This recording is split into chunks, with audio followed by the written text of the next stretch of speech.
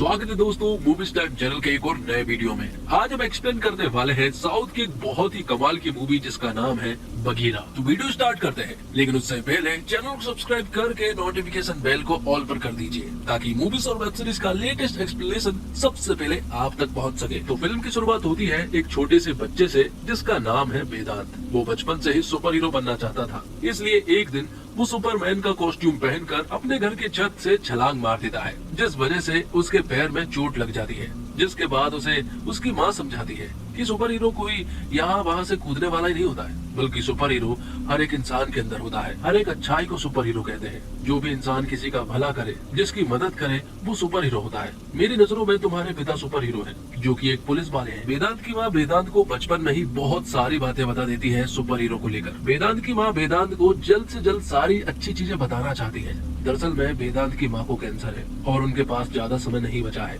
इसलिए वो वेदांत को सब कुछ समझाना चाहती है और एक अच्छा इंसान बनाना चाहती है। जिसके बाद सीन प्रेजेंट में आ जाता है, जहाँ पर कि हम एक साइक्लोन को देख पाते हैं। समुद्र में जब ये साइक्लोन आता है तो हम वहाँ बहुत सारे मछुआरों को देख पाते हैं। तभी अचानक से उनके ऊपर हमला होता है और उन्हें चारों तरफ से घेर लिया जाता है। वो सभी लोग यहाँ से भागने की कोशिश करते हैं और समुद्र में कूद पड़ते हैं, लेकिन तभी हम राणा नाम के एक आदमी को देख पाते हैं जो कि इन सभी को समुद्र से बाहर निकाल कर लाता है। उसका फेस भी जला हुआ था और मालूम चलता है कि राणा बहुत ही खतरनाक आदमी है। उसका मेन काम है लोगों की बॉडी में से ऑर्गन्स को निकालकर उन्हें बेचने का। वो उन्हें विदेश में बेचा करता है, जिस वजह से हर महीने वो हजारों लोगों को किडनैप करता है। जिसके बाद हम वेदांत को देखते हैं, जो कि अब बड़ा हो चुका था और एक सिंसियर पुलिस वाला भी। बचपन में तो उसे एक सुपर हीरो बनना था, लेकिन माँ के कहने के बाद अब वो पुलिस वाला बन चुका था, बिल्कुल अपने पिता प्रभाकर की तरह। और साथ ही ये भी मालूम चलता है कि बचपन में ही उसकी माँ का देहांत भी हो गया था। तो वेदांत की मंगलोर में पोस्टिंग होती है, जहाँ पर कि नारायण, जो कि एक कांस्टेबल होता है, वो यहाँ के बारे में सब कुछ बताता है।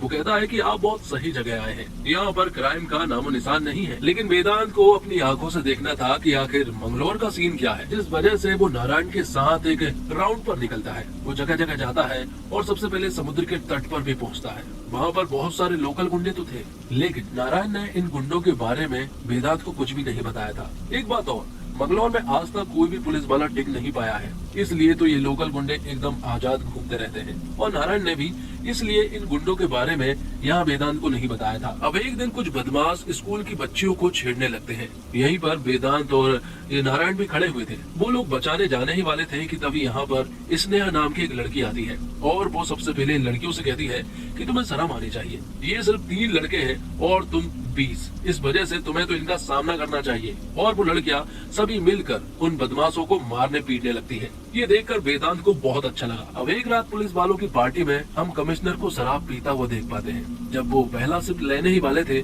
कि तभी वेदांत उन्हें रोक देता है और कहता है कि आपने पुलिस की वर्दी का बेल्ट पहना हुआ है, इसलिए आपको शराब नहीं पीनी चाहिए, या फिर आपको वो बेल्ट निकाल देना चाहिए। तो कमिश्नर वेदांत की बात सुन लेते हैं और बेल्ट को निकालने के बाद वो शराब पीते हैं। ये देखकर वेदांत के पिता प्रभाकर और कमिश्नर समझ चुके थे कि वेदांत एक बहुत ही सिंसियर ऑफिसर है। अब अगले दिन वेदांत और नारायण जहाँ पर राउंड पर गए थे, वहाँ के कुछ छठे हुए बदमाश की फाइल मंगाते हैं। लेकिन नारायण कहता है कि आपकी ड्रॉज में बहुत सारे पैसे रखे हुए हैं। दरअसल में ये वो पैसे हैं जो कि वो छठे हुए बदमाश हफ्ता देते हैं, ताकि पुलिस वाले इन फाइल पर कोई भी काम ना करे। ये सुनने के बाद वेदांत को बहुत अजीब लगा। वो तुरंत ही उस जगह पर जाता है और अब वो सारे छठे हुए बदमाश बाहर आ चुके थे। वो लोग वेदांत से ठीक ढंग से बात नहीं कर रहे थे। इसी वजह से वेदांत उन सभी को जेल में बंद कर देता है, जो देखकर नारायण भी हैरान रह चुका था।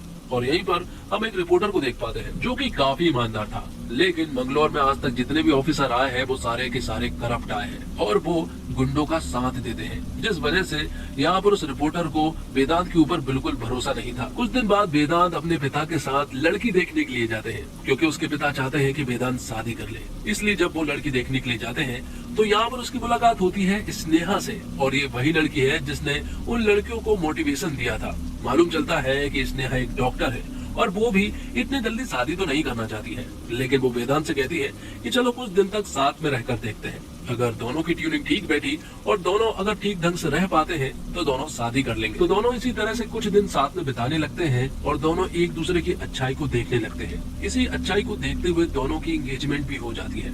तभी हम एक लड़की और उसकी माँ को मंगलौर में आते हुए देख पाते हैं। लेकिन तभी कुछ गुंडे उस लड़की को उठा ले जाते हैं। उसकी माँ चिल्लाती है लेकिन उसकी कोई भी मदद नहीं करता है। अब वेदांत जब एक गुंडे से पूछताछ कर रहा था तब वो अपने बॉस पुजारी के बारे में बताता है, लेकिन उसके अड्डे तक पहुंचना इतना आसान नहीं है। लेकिन वेदांत ने तो वहां जाने का मन बना लिया था। वो जब वहां पहुंचा तो उसने देखा कि पुजारी के बहुत सारे लोग हैं, जिनमें सबसे आगे जैकी नाम का एक गुंडा था। यहाँ पर फाइट होने लगती है और वेदांत जैकी का पीछा करने लगता है। बहुत देर पीछा करने के बाद वेदांत ने जैकी को पकड़ लिया था। जब वो उसे यहाँ से ले जाने लगा था तभी यहाँ पर एंट्री होती है पुजारी की।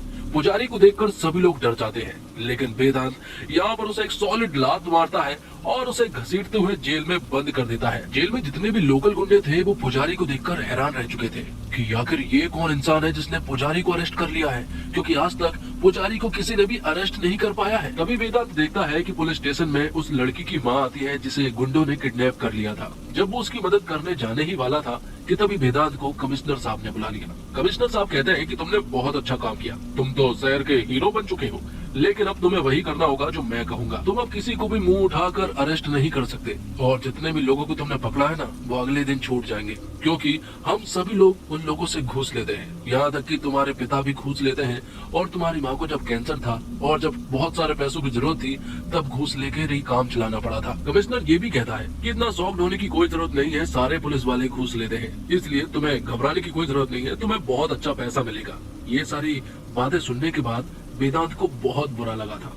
वो रात को समुद्र के तट पर जाता है, वहाँ बहुत सारी शराब पीता है। उसने इतनी ज्यादा शराब पी हुई थी कि सुबह तक उसका नशा ही नहीं उतरा। अगली सुबह उसने देखा कि वो लड़की उन गुंडों की कैद से भाग चुकी थी, लेकिन अब वो उन लोगों के खिलाफ कंप्लेंट करना चाहती है, लेकिन पुलिस वाले तो उसकी बात सुन ही नहीं रहे थे, जिस वजह से यहाँ पर वो लड़की अपने ऊपर पेट्रोल डालकर खुद को आग लगा लेती है। लेकिन तब वेदांत की हालत बिल्कुल भी ठीक नहीं थी, वो तो नशे की हालत में था। लेकिन जब उसने ये सब कुछ देखा तो उसका नशा उतर गया और वो पूरी तरह से हैरान रह चुका था। अब वो समझ गया कि लोगों की नजरों के सामने इस सिस्टम को ठीक नहीं किया जा सकता और ना ही उन लोगों को, इसलिए उसे अब तो एक सुपर हीरो बनना ही पड़ेगा जो कि लोगों की नजरों में नहीं रहेगा। जिसके बाद उन गुंडों को दिखाया जाता है जिसने उस लड़की को किडनैप कर उसके साथ दुष्कर्म किया था। वो लोग उस लड़की के बारे में ही बात कर रहे थे, लेकिन तभी अचानक से यहाँ पर बघीरा आ जाता है और वो इन लोगों से फाइट करने लगता है। वो इन लोगों को बहुत ही बेदर्दी से मार डालता है और अब वेदांत ने ठान लिया था कि रात होते ही वो ऐसे लोगों को बुरी तरह से मार डालेगा और यही उसका इंसाफ होगा। तो अगले दिन से वेदांत की एक नई पहचान सामने आती है। वो एक करप्ट पुलिस वाला बन चुका था। न्यूज में भी उसके नाम आने लगे थे, लेकिन वो तो बस करप्ट ऑफिसर बनने का दिखावा कर रहा था।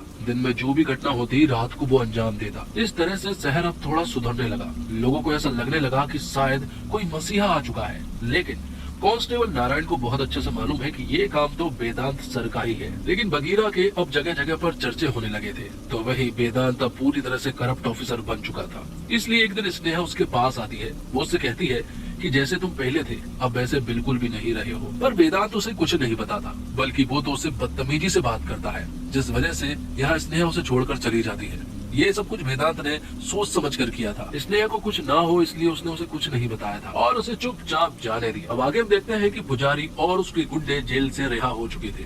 जब वो वहाँ से रिहा हुए तो पुजारी ने एक रिपोर्टर को मार डाला। ये वही रिपोर्टर है जो कि बहुत ईमानदार था। जब यहाँ पुलिस आई तो पुलिस ने कहा कि अरे इसे तो कुत्ते ने मारा है, यहाँ पर बहुत कुत्ते हैं ना, इसलिए शायद उन कुत्तों ने इसे मार डाला है। पर ये सब कुछ रिपोर्टर की पत्नी और उसका बेटा सब कुछ देख रहे थे। जब ये बात वेदांत को मालूम चली तो वो बघीरा बनकर इन लोगों के पास पहुंच जाता है। उसने पुजारी को तो मार ही डाला था, साथ ही उसने उस इन्वेस्टिगेशन ऑफिसर को भी मार डाला था जिसने की कहा था कि इसे तो कुत्ते ने मारा है। उस ऑफिसर का नाम सिद्धि होता है। यहाँ पर एक पुलिस वाला खड़ा हुआ था। वो कह रहा था कि आखिर इन लोगों को किसने मारा होगा। वहाँ रिपोर्टर का बेटा कहता है, अरे इन्हें तो उसी कुत्ते ने मारा है जिसे मेरे पिता ने मारा था। अब वेदांत को मंगलौर के बहुत बड़े गुंडे कोटियन के बारे में मालूम चलता है। तो जैसे ही उसके अड्डे के बारे में मालूम चला वेदांत वहाँ पहुँच जाता है बघीरा बनकर। लेकिन यहाँ पर कोटियन के गुंडे बहुत सारे थे और उन्हें बघीरा के बारे में भी मालूम चल चुका था। वो लोग इसके ऊपर हमला कर देते हैं, लेकिन बघीरा को एक गोली लग जाती है जिस वजह से वो पानी में गिर जाता है, लेकिन वो बच गया था। वो यहाँ स्नेहा के पास आता है। वो उसे कुछ भी नहीं कहता है, लेकिन स्नेहा यहाँ बहुत अच्छे से समझ चुकी थी कि रात को जो मसीहा निकला है बगीरा वो कोई और नहीं बल्कि वेदांत ही है। लेकिन उनके बीच में कोई बात नहीं हुई, लेकिन स्नेहा ने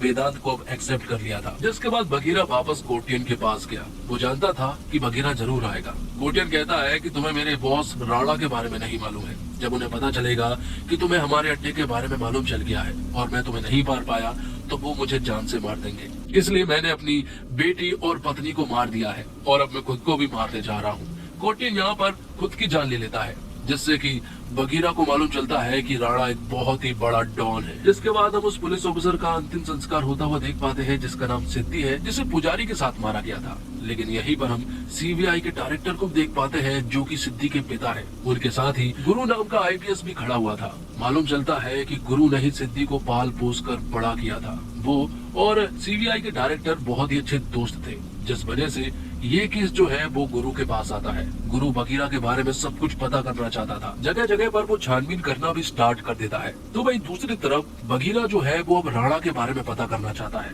उसे एक फाइल के द्वारा राणा के बारे में मालूम चलता है कि बचपन में ही उसने बहुत सारे पुलिस वालों को जला दिया था, लेकिन उस वजह से उसका फेस भी पूरी तरह से जल गया था। लेकिन वो बहुत ही ज्यादा खूंखार है और वो लोगों को किडनैप करके उनके ऑर्गन्स को बेचा करता है और उसके सामने कोई भी नहीं आता है। ये बात सुनने के बाद बगीरा ने सोचा कि अब उसे एक टीम बनानी चाहिए, इसलिए वो एक हैकर की मदद लेता है। हैकर के साथ साथ वो अपनी टीम में कुछ ऐसे लोगों को शामिल करता है जिन्हें उन्हें देखकर बिल्कुल भी शक नहीं होगा, क्योंकि उसकी टीम में एक छोटा सा बच्चा था जो कि बहुत ही अच्छे गैजेट्स बनाता है। उनकी टीम में एक बूढ़े अंकल थे जो कि अजीब तरह से बॉम्ब बनाया करते थे। तो गुरु इन्वेस्टिगेशन करते करते पुलिस वालों के पास आ जाता है। वो लोगों से बगीरा के बारे में पूछने लगता है कि आखिर ये इंसान कौन हो सकता है, इसके बारे में तुम लोगों को पता करना होगा। उनकी मुलाकात वेदांत से भी होती है, जिसके बाद हम देखते हैं कि वेदांत के पास एक दिन स्नेहा आती है, लेकिन वेदांत उसे यहाँ से जाने को कहता है। स्नेहा नहीं मान रही थी, जिस वजह से वेदांत उसे थप्पड़ लगा देता है,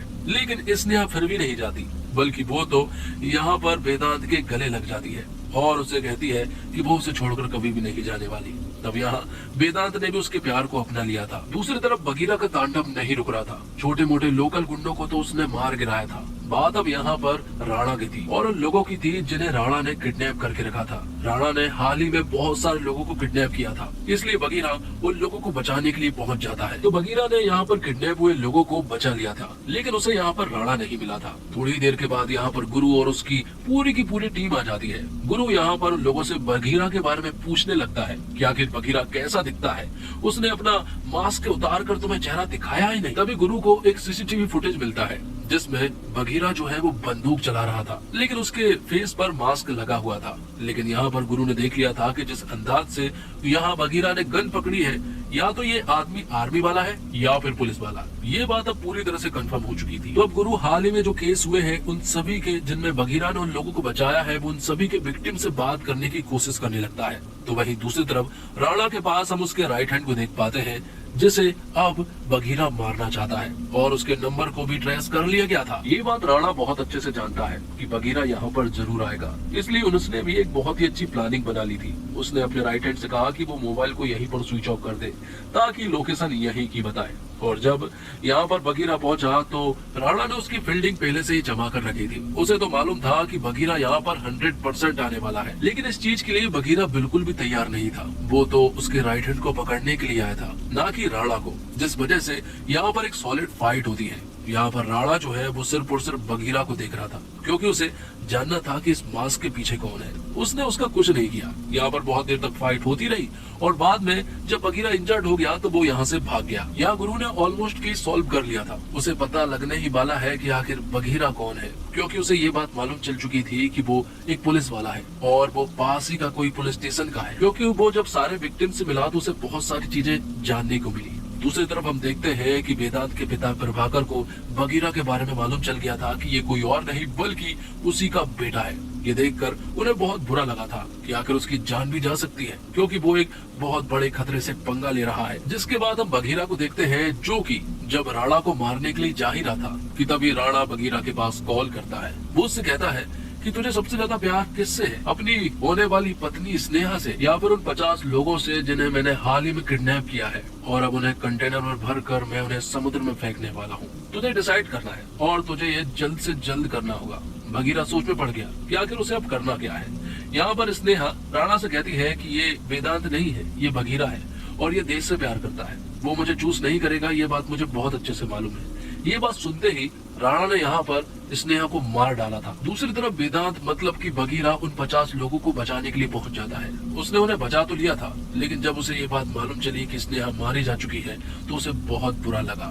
थोड़ी ही देर के बाद यहाँ पर पुलिस वाले और गुरु की पूरी टीम भी आ चुकी थी। उन लोगों ने यहाँ पर बगीरा मतलब कि वेदांत को अरेस्ट कर लिया था, लेकिन वेदांत ने इतने सारे लोगों को मारा है, इसलिए लोग कह रहे थे कि इसे तो जीने का कोई भी हक नहीं है, इसे तो एनकाउंटर करके मार देना चाहिए। इसलिए पुलिस वाले उसे एक सुनसान जगह पर ले जाते हैं। जब वो उसे मारने ही वाले थे कि तभी हम देखते हैं कि पुलिस वाले एक दूसरे इंसान को मारते हैं। दरअसल में वो राणा के साथ मिला हुआ था। अब हमें ये बात मालूम चलती है कि गुरु भी दरअसल में यहाँ बगीरा के साथ ही मिला हुआ था। वो इसलिए जब गुरु उन विक्टिम्स वाले फैमिली से मिला तो वो समझ गया था कि वेदांत बिल्कुल सही है और वो अच्छा काम कर रहा है। और सिद्धि को जो उसने मारा था वो बिल्कुल सही मारा था, क्योंकि वो बहुत ही ज्यादा करप्ट आदमी था और उसने लोगों के साथ बहुत ही ज्यादा बुरा भला किया था।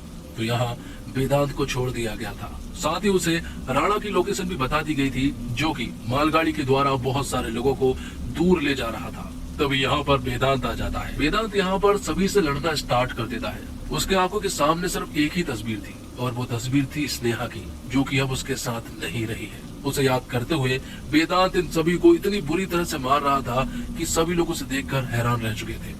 आखिर में वेदांत ने राणा को भी मार डाला था और इस तरह से उसने अपनी होने वाली पत्नी स्नेहा का बदला लिया था और पूरे के पूरे माफिया को खत्म कर दिया था। इसी के साथ ये फिल्म यहीं पर समाप्त होती है। तो दोस्तों, उम्मीद करता हूँ आपको वीडियो पसंद आई होगी। वीडियो पसंद आई हो तो वीडियो को लाइक करके चैनल को सब्सक्राइब जरूर कीजिएगा, ताकि आपको इसी तरह के लेटेस्ट और फ्रेश कंटेंट मिलते रहे।